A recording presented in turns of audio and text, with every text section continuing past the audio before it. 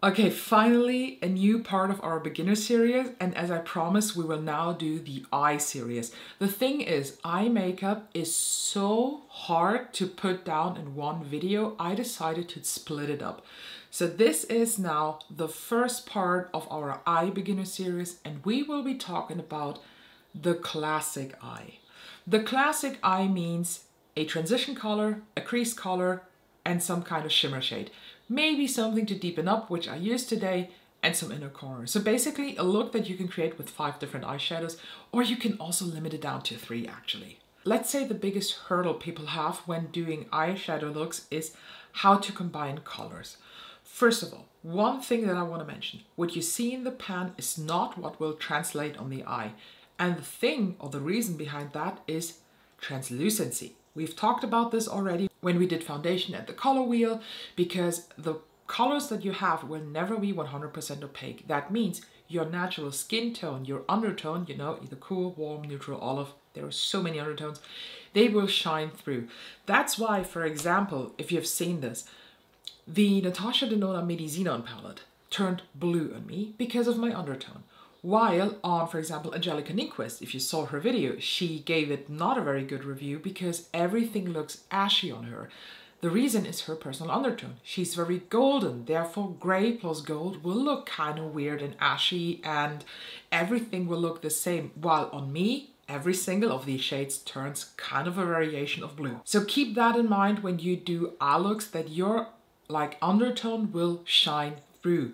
If you have a very warm golden undertone, very cool toned eyeshadows might turn ashy on you and look like you're sick or dead, while on me I am neutral warm, but more neutral than warm, to be honest.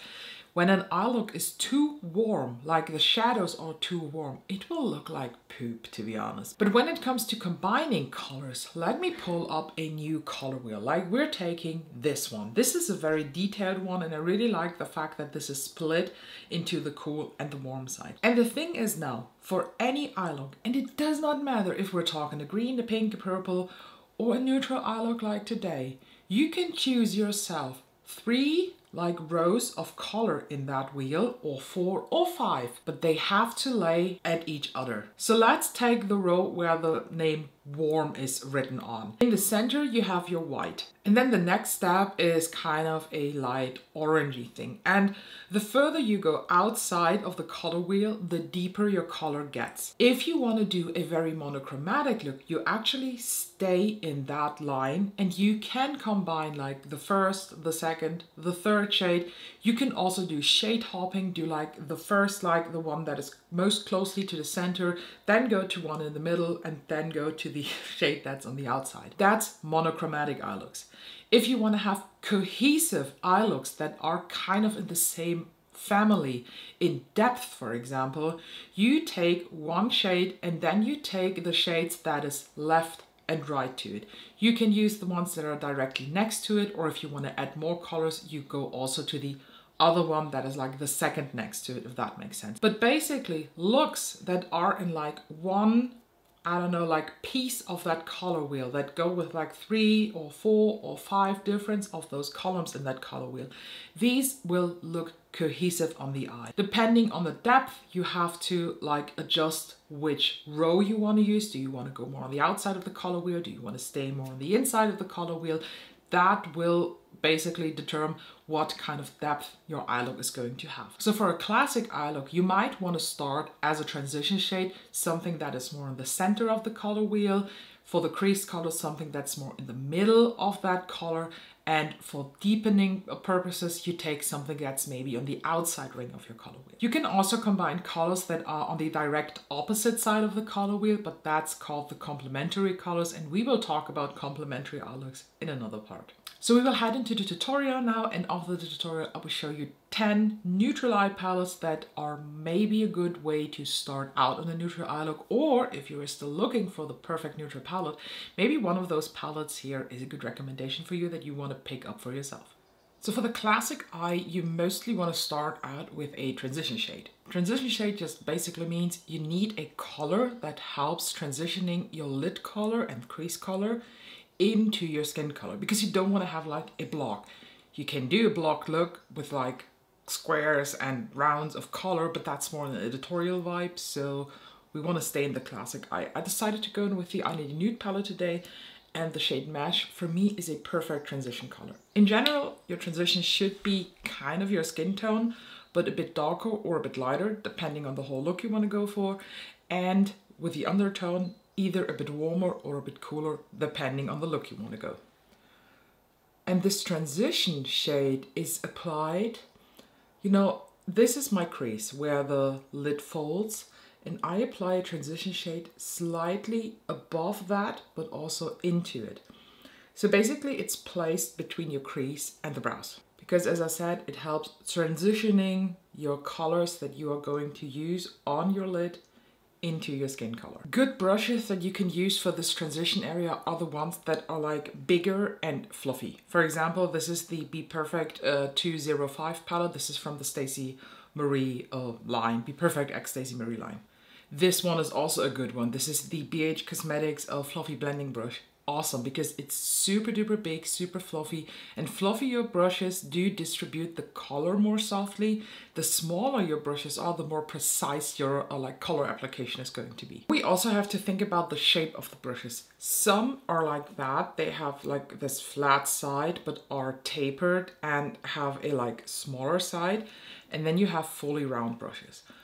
The shape you want to use all depends on what you like. Personally, it depends on the look that I'm going for. I either like round brushes or I like those like narrow brushes that are very tapered in the bottom. With a tapered brush like that, you can easily put the brush into the crease and have a nice shape already in there. But maybe if you have a different eye shape than mine, you will get along with a round brush better than with those classic blending brushes.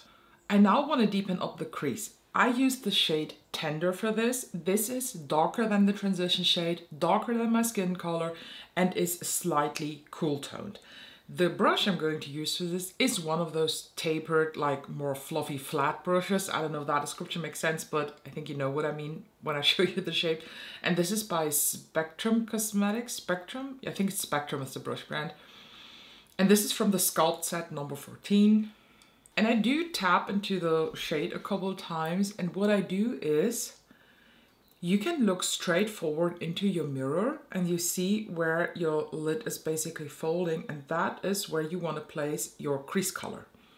This crease color is there to help deepening this area and therefore creating a shadow, just a little bit like contour. And the easiest way is just to look into your mirror, look like straight forward so you get that fold in the lid, and then just follow your natural crease. Depending on your own experience level, you can now then start also playing. So if you place this color a bit like more down on the lid, you can create a false crease. You can also apply it a bit more towards the brows to create like a higher crease, and then therefore you have more lid space. When you're done placing the main color, I highly suggest, with no additional like pigment on the brush, just go a bit into that transition area to blend your crease color into your transition color. And you can already see it here. I do have this gradient from the darkest part in the crease, then into the transition color, and then into my skin. And if you end up with harsh lines, let me tell you, blending is key. You have to blend until your arm hurts, until your wrist hurts, your elbow hurts, everything hurts. Blending is sport. It is what it is. To be honest, this could actually be already the base for your classic eye look. If you want to, you can now go even deeper, like the next part, for example, with this silhouette shade here in the Natasha Denona I Need a Nude palette, and you could deepen up the outer V area. And I'm going to show you what I mean with that. I personally love to use for that step pencil brushes, like not the small stiff pencil brushes like this one. This is also a pencil brush, but this has very, very short hairs and is very stiff. This has longer hairs and is like more fluffy and flexible.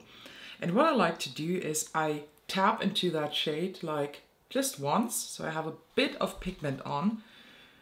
And then I like to look slightly down to the mirror and I start swiping that color basically towards the tail of my brow on the outside and across my lashes. What I then do is I flip the brush and I bring that inwards along the crease. Depending on how dark you want to have that outer area, you can build up the color now and also basically just fill in this like outer quarter of your lid. You see the difference? It's darker, it creates shadow, it creates more depth on the lid.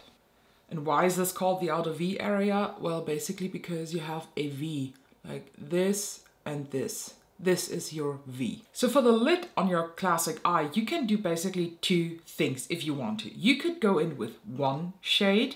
That should be somewhere in the middle. It shouldn't be like too light or too dark because it basically has to match the lightest part of your eye look, that is on the inner part. What I like to do actually is using two shimmer shades. One dark that I use on this outer third of the lid and then a lighter shade that I use on the rest of the lid. And this is what we are going to do. I'm tapping now into the shade Ella. This is a nice neutral dark brown. And I tap this here on top where the dark matte is also. I now just flip the brush, and this has a reason. And I'm now going into the Muse shade here in this palette. And I start applying this on the inner third. And then I swipe this in small motions, but also tapping in between towards the center. Depending on the shade that you use, you might need to build up, so it's okay to tap back in. And the smaller your packing brushes are, the more precise you can work in the crease, the more colors you can combine on the lid, all that. I just took a quite big one, so it's a bit quicker and easier. Now I'm at the area where the dark is. So what I do is I tap on top of that line, flip the brush, tap again, flip the brush, tap, flipping, tapping.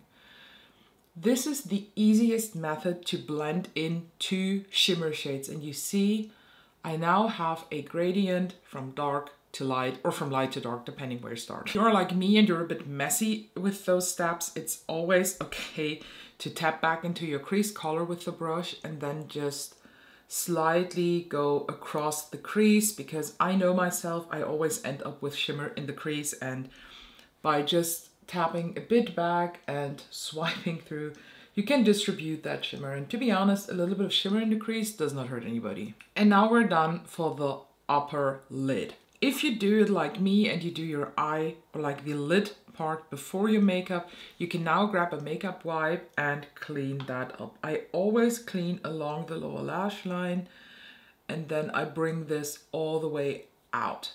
The good thing is you can work super messy on that outer part, and then by cleaning up, you can define the shape of that eye look.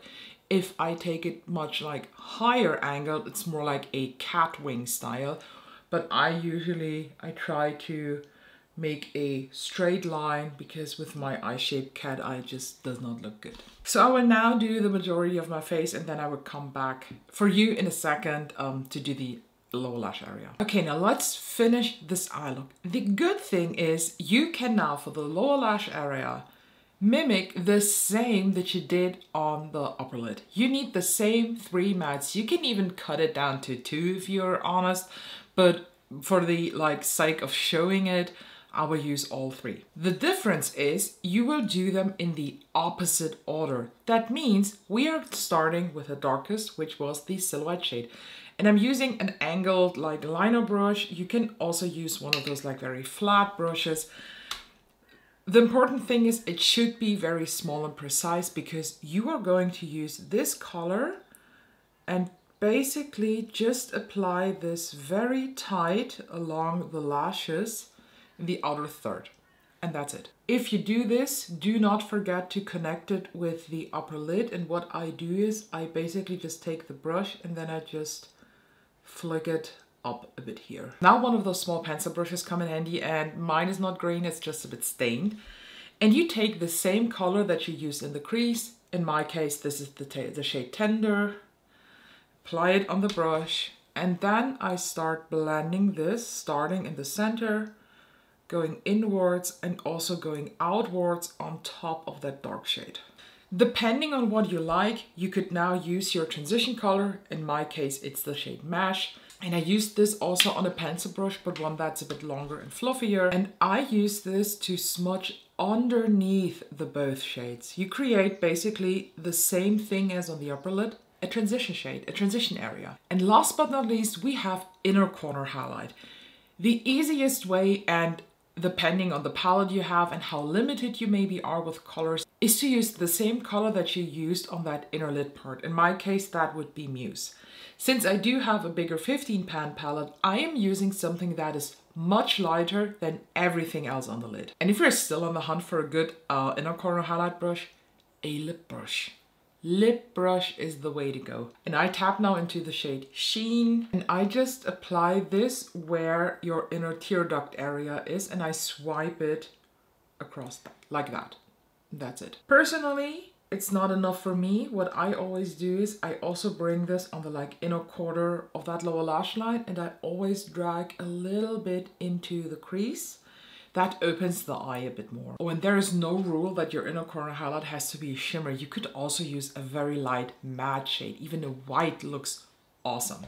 And when we go into more colorful looks, you know, a neon yellow, a neon orange, neon green inner corner look really pretty, but it's all up to your personal style. So let me now finish the look, and then we will talk about palettes, neutral palettes that I recommend using for starters. Okay, this is now the finished look. The good thing is about neutral looks, you can pair them with any lip color. I am today wearing the Buxom Full-On Plumping Lip Cream in the shade Dolly. If you've been following me for a while now, you know neutral looks are not my vibe, but from time to time, I kind of dig them. And I do have quite a lot of neutral palettes for you to recommend that might do a very good start. Let me just tell you, these are not all the like neutral palettes that I have. I try to limit myself to true neutral color stories. That means either cool or warm toned with not a lot of color. Like even a purple is maybe too colorful for the start.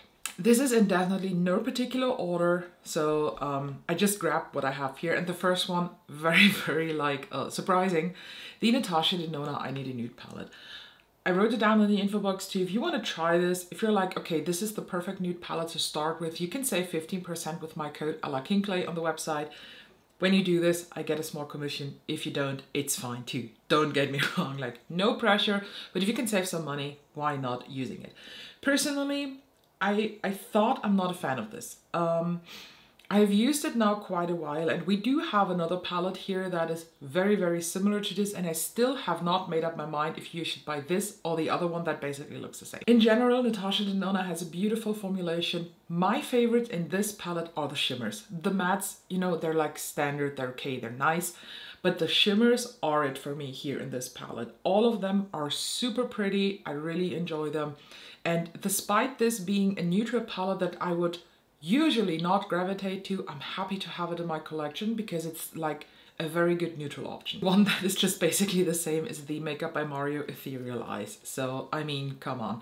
I even did comparison looks with it. So if you follow me on Instagram, I think I uploaded it only there because I was not able to edit it down to 60 seconds. I did side-by-side tutorials. One eye, the I Need a Nude, the other eye, the Makeup by Mario. If you should buy this or the Natasha Denona palette, it's all up to you and maybe how you can access them. Because if you are in Europe, Makeup by Mario is like 20 euro more expensive than it is in the US, while with Natasha Denona, when you buy this with my code from the website, you end up with the same price in the end, like you would have bought it from Sephora or Cult Beauty or whatever. I'm not sure about the shipping to Europe. It might be a bit higher, but maybe you can pick up something else from the website. The thing with the Ethereal Eyes palette is this is a limited edition palette. So it might be, depending on when you watch this video, that this is not available anymore. As far as I know for now, and today it's October 30th, this is still available. I think the strongest part in this palette are the mattes. So as I said in my comparison like review, this or the I Need a Nude, this one for the mattes, the I Need a Nude for the shimmers. But overall, it's a very good palette. Like for neutral lovers, I see why this went so viral, why people demanded it to come back, and why the brand decided to bring it back once more. Fairly new on the market, and this has a tiny bit of color, but the quality is surprisingly so good that I cannot not mention it. The Charlotte Tilbury Beautyverse palette. This is the Christmas palette from this year. This is a 9-pan palette. You have 4 mattes. And here in that first row, you see what I meant in the intro with the 3 colors kind of next to each other. You have the light one, the middle color, and the darkest one.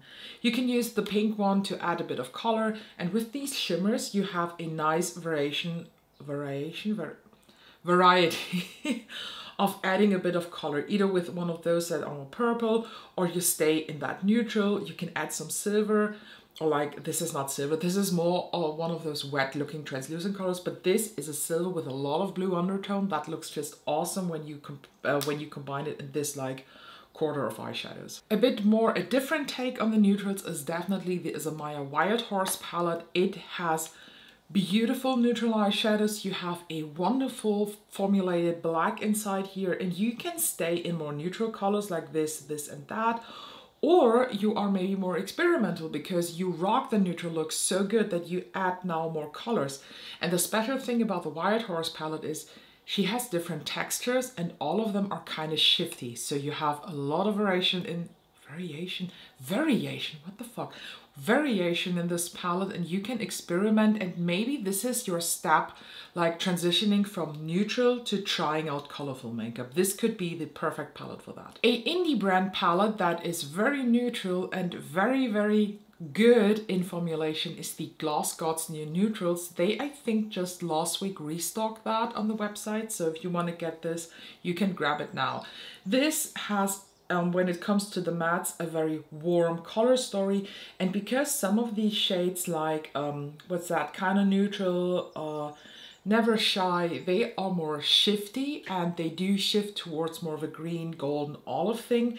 You also can explore more of color, but still staying into a neutral vibe. I personally am a big fan of the Gloss Gods formulations. If you never tried them and you want to have one for neutral looks, the new neutrals is a good one to try out. The palette, the neutral palette that everybody should have in their collection but is currently not available, is the Lisa Eldridge Vega palette.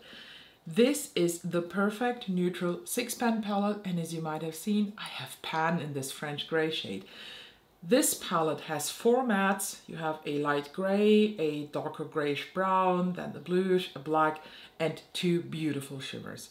You can do actually a lot of looks with this. It looks super boring, but this is my favorite neutral palette out of them all. And as soon as this comes back in stock, I highly recommend picking this up. The colors are outstanding, the quality is outstanding. This is like the companion palette that I like to grab when there is something I need to like correct. Something went wrong with a look. I need something to neutralize a color. I need darkening. This is it, 100%. As a kid of 90s, the neutrals in the cool toned area are what I grew up with, and the best for that is actually the Vive Muse 90s palette.